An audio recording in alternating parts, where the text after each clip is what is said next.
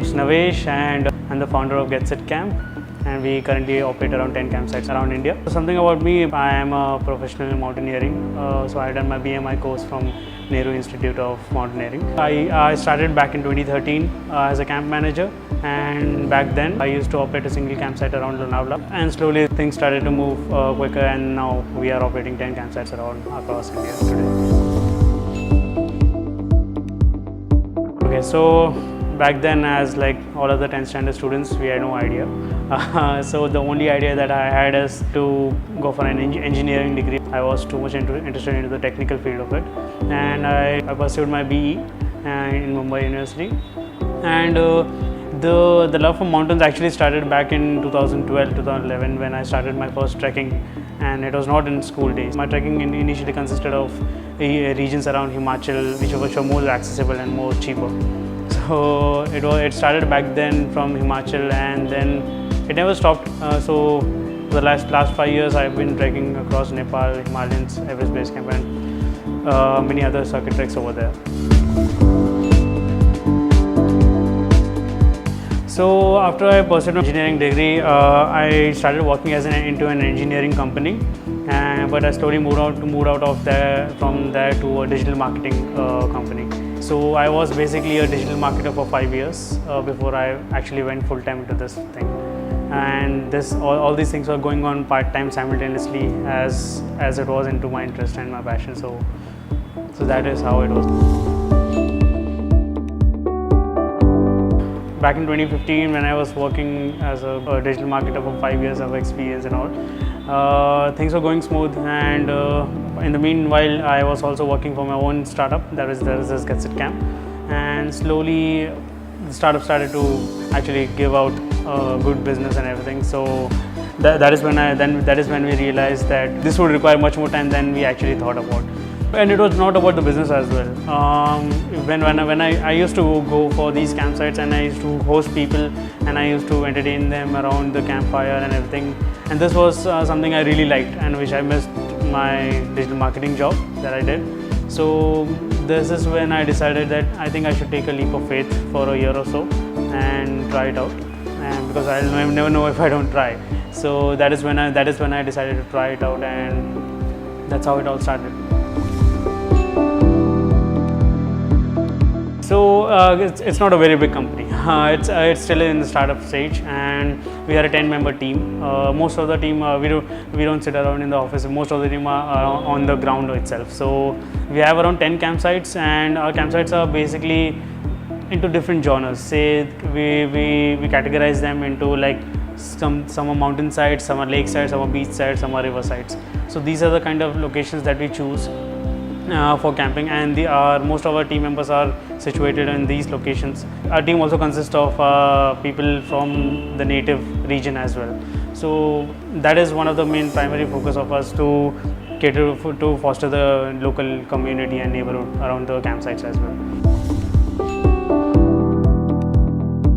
So there is something called as Camp Scouts. Myself, I am into those Camp Scouts. So we go to these remote locations, mostly around popular tourist locations, but not into them.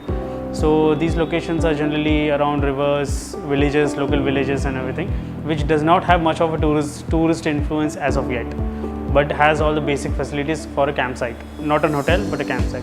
So this is how we actually go to those regions. We talk out to the local authorities and the local landowners and everything, and then we figure out a spot, and that is how we start our initial process of marking down a campsite. And the entire starting it up and making it live is an entirely different process altogether. So different campsite has their strengths and weaknesses. Say if I've spotted a campsite in Uttarakhand. Uttarakhand is a very hilly area, and so what we try to do over there is, say if there is a river nearby, so river rafting is a natural choice. River kayaking is also a natural choice. Apart from that, there are trekking activities that can be done nearby. So some campsites that we have is back in Maharashtra. It's around a beach. So beach is more of a relaxing kind of thing and not of much of an activity. So this is a campsite that we use for a relaxing kind of theme of ours. Not much activities over here, many activities in the Uttarakhand one. so say if we decide to have kayaking at one of our campsites, so to start that, we actually have to first have to get the permission of the local water body authorities. Like if there is a lake, so there is always a lake authority over there, and we need to get a permission for that. And to get that permission, you need an expertise for a kayaking. So like a person who has done a specialization course into kayaking, and he's been certified from any national level institute. And if he has done that, you can run a kayaking operations on his behalf, and he can be the main coordinator of it. So we have quite a lot of contacts for these experts. So these experts also contact us because they do not serve a single company. So it's based on a requirement kind of thing. So like today I have a requirement for kayaking, tomorrow I won't be having a requirement for kayaking, just for camping. So these operators work as a third party vendors to us, and we hire them when we require, as we require. It is still not compared to the hotel industry, it's like pretty minuscule, but the camping industry is growing at a pretty fast rate, because more and more audience, the genre that we are targeting is like people from 16 to 28 and 29. So this is the main target audience is actually going more towards an adventure kind of stay rather than a hotel kind of thing. So this is where our industry is actually booming. There are many players as well, and there are many operators, including both local and international over here. And it is a growing industry, and it will definitely be growing. According to a survey also, it is like marked 2028 as to be growing in trillion dollars. Traveling a lot is actually a part of my work. So most of the time I'm out of coverage area. But traveling is part of my work because I am one of the scout members as well. So I try to be as much as possible in the city because I also have to take care of the operations part of it. So in our country there is no exact course for it right now. So the most basic course that you can do for a camp manager is do a basic mountaineering course. There is this institute called Nehru Institute of Mountaineering in Uttarakhand. So you can do it from there. It's like a month-long course, and it's like a very basic course for mountaineering. They teach you first aid and basic survival skills in the mountains and the wild. So these skills are actually required when you actually are hosting a campsite or managing a campsite, because first aid skills are the primary skills of any camp manager to have. So BAMI, basic mountaineering course, is the most basic course that you can do, and there's always upgrades from that. Then there's this advanced mountaineering course, and then you can go into specializations if you're only operating campsites in the northern regions, say near the river of Ganga and everything, and you want to get into river rafting and things like that. So you can do a specialization into river rafting, canoeing, or trekking over there, which will be useful for your campsites over there. So the days, say if it's a weekend and we have a booking for like say 20-25 people today. So my day starts with actually first checking all those equipments, because equipments need, if any of them are damaged or any of them needs to be replaced, it has to be done in the day start of the day, because by end of the day you cannot source anything from anywhere else. The first thing that you do is check the equipments, the inventory. The second thing that you do is check out for the weather forecast and everything. Once that is done, you go through your booking list, you check out what kind of group is coming in, what kind of group, like what demographics they have, like how many are men and how many women are, what kind of age group is coming in. So you can plan your activities accordingly. Say if it's a bunch of kids, so you can plan your according to the bunch of kids, and if it's a corporate, or say if there is a group of friends coming in, so you can plan the adventure activities around that. So once I go through the inventory check, once you do the weather forecast check and the booking check, the third is taking your attendance of all your staff and the laborers around the campsites, getting things clean and getting all your equipments ready for the camping event. And this is the initial task that we do before the customers come in. So once the customers come in, then the usual process starts. First we need to go and greet them. We need to show them all the basic areas of the campsite, get them accommodated into their tents, and get them familiarized with the campsite as well. and then the ice breaking activity starts, and the meals and the other activities come into play. That is how your day actually goes by camping.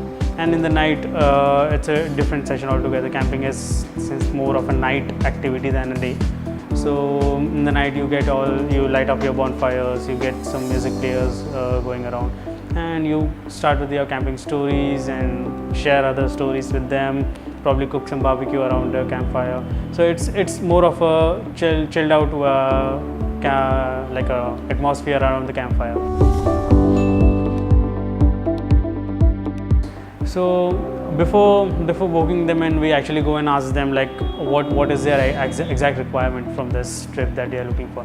Are they looking for just a weekend chill out thing, or are they looking out for a serious adventure kind of thing? So we get the idea of the demographics, like what kind of age group or what kind of the people are coming in, and we design our activities accordingly. So if there are kids coming in, we have many kids based activity like forest treasure hunting, and things like identifying the plants and everything.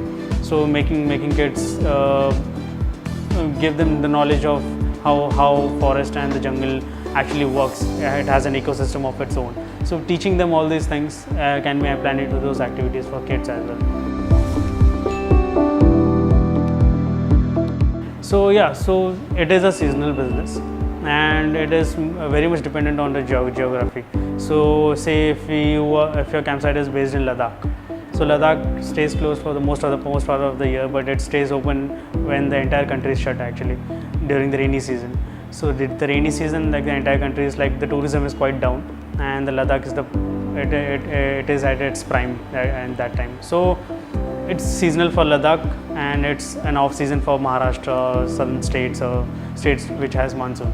So it is a seasonal business. There are very few campsites that run throughout the year, or are like very good throughout the year. So the Ladakh campsites are active for those reasons, because the Maharashtra campsites and the Goa, the southern campsites are shut, or they are partially working during the monsoon seasons. And Ladakh is the prime location for camping in that season. So while planning a camping adventure, so we plan to build a campsite, not exactly a single one-time tour. So the safety measures that come into play during the first setting up of the campsite is like, say if we take a jungle location, has like many deformities in it. So we have to first clear out the area with all those minute shrubs and everything. We try not to remove all the trees, because the trees are the most important part of the campsite. So we take out the shrubs, and then we have to do some pesticide treatment for the area, so that reptiles like snakes and rats don't come into the campsite area. And then we have to do some fencing and get some local permissions going on for the area, that we are getting tourists from outside. And we also have to take the standard permissions like the hotels need to take. Apart from that, we also need to take the forest permissions, because since we are doing it in a wild location, so we need to take care of that as well. So these are the few permissions that you require to take care of it. And then the safety, from the safety perspective, use the best quality tent as possible. Like most of the tents are insect proof, so you will have to get those kind of tents. If you are doing in a much more tropical area, so you need a waterproof kind of tent as well. And the other safety measures are like, always have a first aid kit over there, and emergency contact doctor on site. Not on site, if not on site, then at least the most nearest location.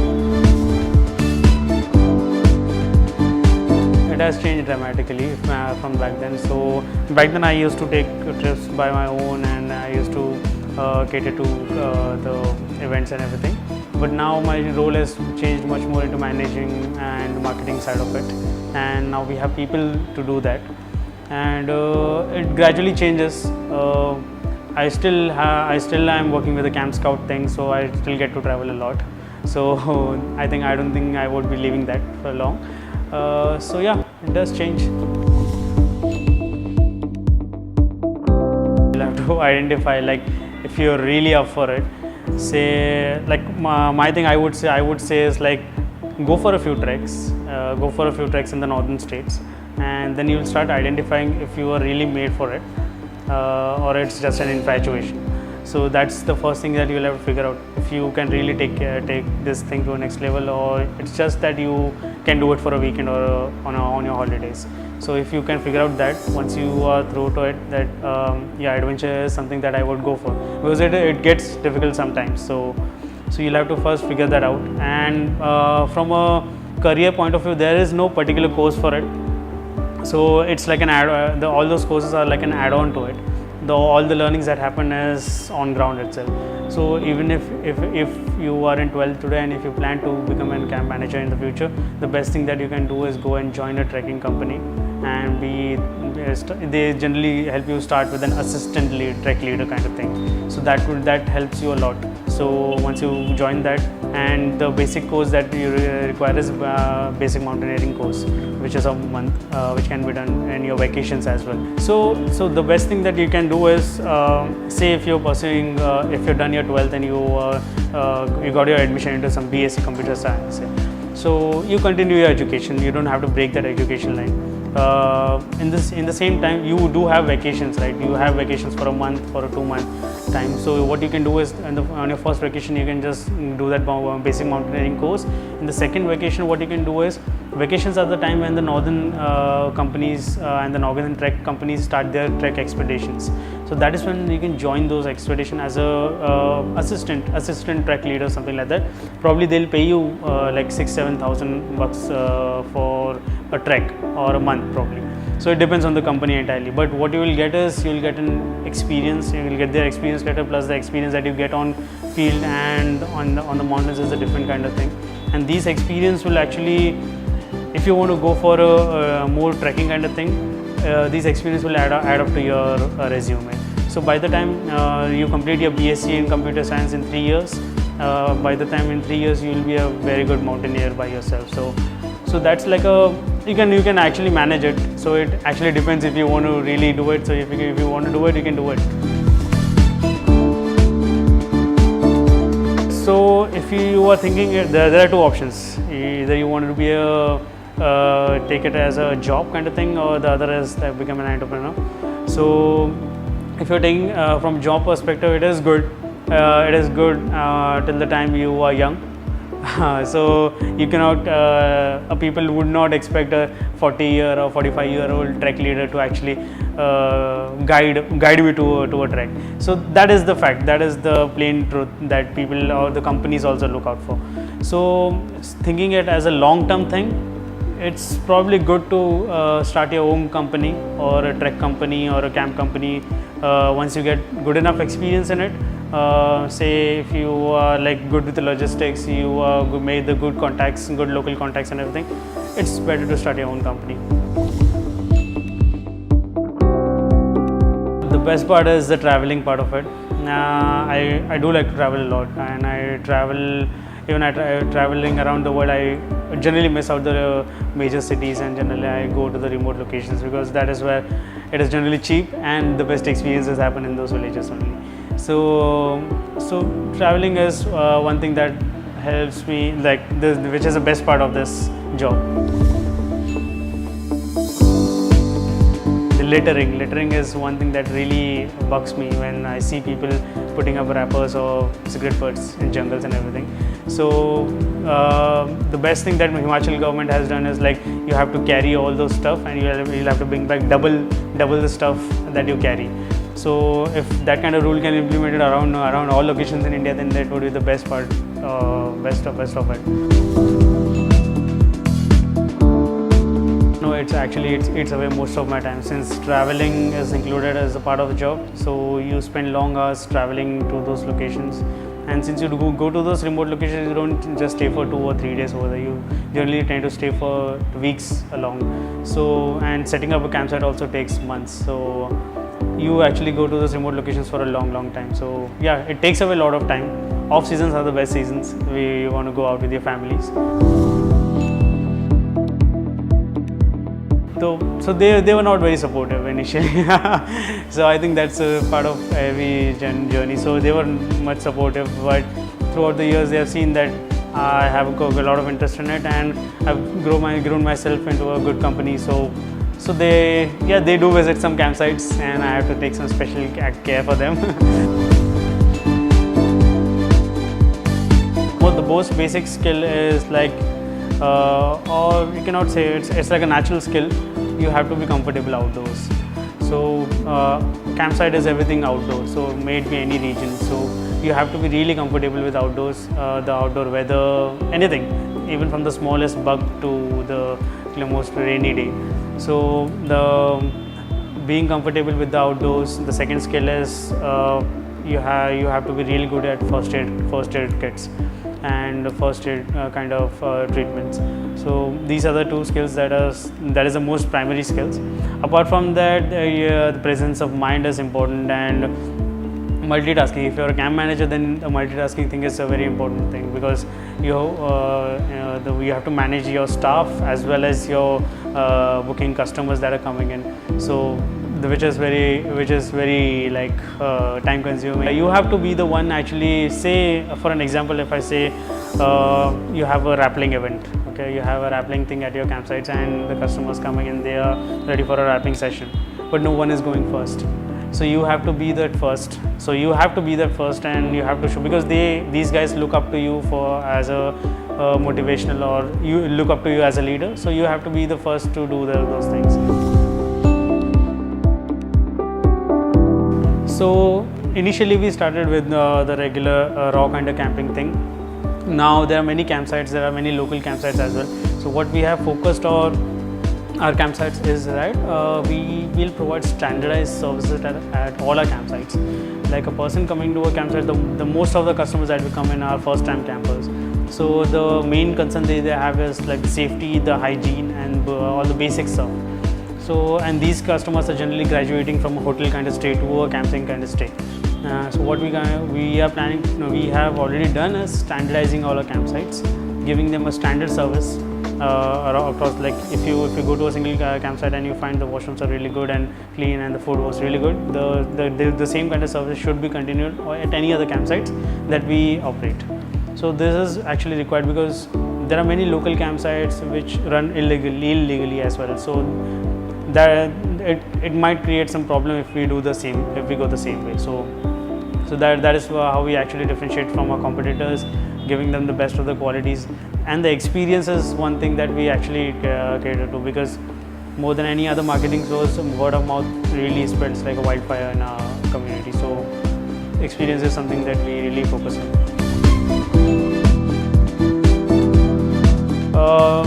So say if you find the camp, okay, because finding it also takes a lot of time. Say you spotted a spot and everything is good to go, and it is good to go for any kind of construction or anything, any infrastructure that you want to build over there. So once that is all done, the permissions generally take a month. It takes a month. If everything goes like and line by line, it takes a month.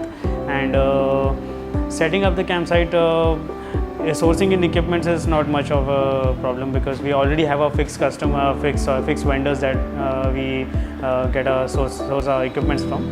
So sourcing is not a problem. So in say 1.5 to 2 months, you from the time you found the campsite, you can actually activate the campsite. Don't look at it as a job for a long-term thing. If you are planning to go into it full time, so think of it as you might be starting your own team or a company in the future. So if you are planning to do that, then I think you're good to go.